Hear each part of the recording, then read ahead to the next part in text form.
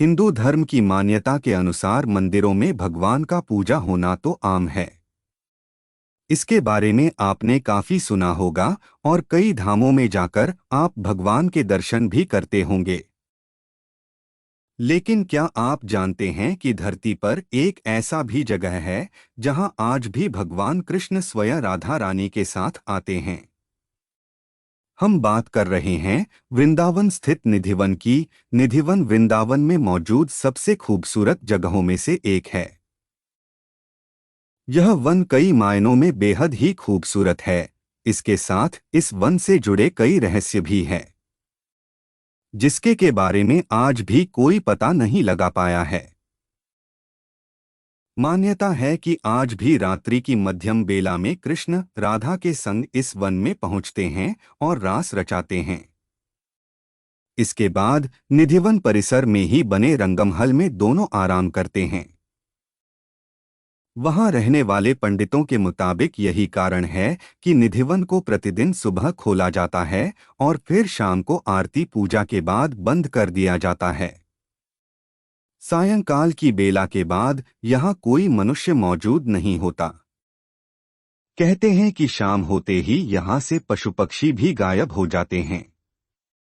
दूर दूर से आने वाले लोग यहाँ केवल श्रृंगार का सामान चढ़ाते हैं, जो कि प्रतिदिन सुबह यहाँ पर बिखरा पड़ा मिलता है। बाद में यही सामान लोगों के बीच प्रसाद के रूप में वितरित किया जाता है। मान्यता यह भी है कि अगर कोई भी मनुष्य महल या निधिवन के आसपास छिपकर श्री कृष्ण और राधा की रासलीला को देखने की कोशिश करता है, तो वह व्यक्ति श्रापित हो जाता है, जिसके बाद वह या तो अंधा, गूंगा, बहरा हो जाता है या फिर मानसिक रूप से पागल हो जाता है। ऐसे कई मामले भी सामने आए हैं, जब लोगों ने निधिवन के आसपास में छुपकर रासलीला देखने की कोशिश की और बाद में वे लोग कहीं पागल की तरह भटकते नजर आए। भगवान कृष्ण का गोपियों के संग रास लीला रचाने की कथा दुनिया भर में प्रसिद्ध है। भगवान कृष्ण का हर एक स्वरूप गोपियों को इतना पसंद आता था कि वह श्री कृष्ण से कभी दूर रह नहीं सकती थी। इस बात का जीती जागती सबूत वृंदावन की हर वो गली है जहां से गुजरने पर श्री कृष्ण के रास की कहानियां बयां होती है। लेकिन बेहद कम लोग ही जानते हैं कि इसकी शुरुआत कहां से हुई थी। कहानियों के अनुसार कृष्ण के द्वारा रचाया जाने वाला महारास सबसे पहले शरद पूर्णिमा की रात्रि को संपन्न हुआ था, जो कि कामदेव द्वारा श्री कृष्ण को दी गई चुनौती के बाद हुआ।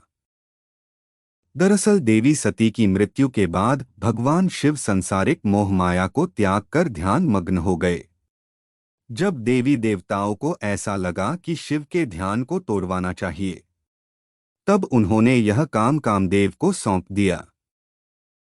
ऐसा कहते हैं कि कामदेव ने एक बाण चलाया और उसी बाण ने भगवान शंकर को पार्वती की ओर आकर्षित किया। लेकिन इसके बाद भगवान शंकर अपना ध्यान टूटने के कारण क्रोधित हो गए और उन्होंने कामदेव को भस्म कर दिया। कामदेव के भस्म होने के बाद उनकी पत्नी ने भगवान शिव से प्रार्थना किया कि वह कामदेव को पुनः जीवित करें। इसके बाद भगवान शिव ने कामदेव को एक बार फिर से जीवनदान दे दिया।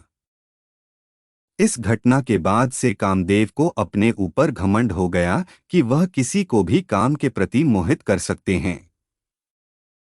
इसी घमंड के कारण एक बार कामदेव श्री कृष्णा, जो कि वासना और काम जैसे किसी भी भावना से मुक्त हैं, से कहा कि वे उन्हें वासना के बंधन में बांध कर ही रहेंगे। फिर क्या था, श्री कृष्ण ने भी कामदेव की चुनौती को स्वीकार कर लिया। इसके बाद कामदेव ने भगवान कृष्ण के सामने एक शर्त रखी। उन्होंने कहा कि आश्विन माह की पूर्णिमा की रात्रि में कृष्ण को वृंदावन में स्वर्गलोक की अप्सराओं से भी ज्यादा खूबसूरत गोपियों के साथ आना होगा। कृष्णदेव ने बिल्कुल ही ऐसा किया।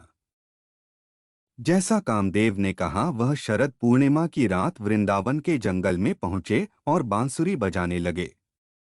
कृष्ण की बांसुरी को सुनकर सभी गोपियां उनकी ओर आकर्षित हुईं और फिर शुरू हुआ महारास, लेकिन यह सब कुछ पूरी तरह से वासना रहित था।